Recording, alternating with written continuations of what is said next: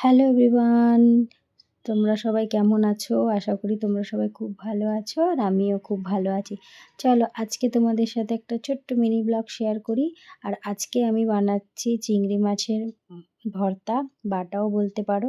দেখো এখানে আমি মাছগুলো ভালো করে ধুয়ে রেখেছিলাম আর এখানে আমি লবণ আর হলুদ দিয়ে নিলাম। তারপরে বাটার জন্য আমাকে লাগবে 2টো পেঁয়াজ, অনেক কটা রসুন, একটু নারকেল দিয়েছি, খুব ভালো লাগে। আর যেটুকু ঝাল তোমরা খেতে পারো সেই হিসাবে আমি এখানে লঙ্কা দিয়েছি। ঝাল কম খাই বলে আমরা অল্পই লঙ্কা দিয়েছি। এখানে মাছগুলো ভালো করে ধুয়ে ঠুয়ে রেখে দিয়েছিলাম। লবণ আর হলুদ এখানে মাখিয়ে নিলাম। লবণ হলুদ মাখানোর পরে এই যে কড়াই গরম হয়ে গেছিলো। কড়াইয়ের মধ্যে আমি আগে কেটে রাখা পেঁয়াজ, সব রসুন যেগুলো আমি কেটে রেখেছিলাম ওগুলো লাল লাল করে ভেজে আমি তুলে নিলাম। তারপরে আমি এখানে চিংড়ি মাছগুলো ভালো করে লাল লাল করে ভাজা হয়ে যাবে, তারপরে এগুলো ভালো করে বেটে নেব।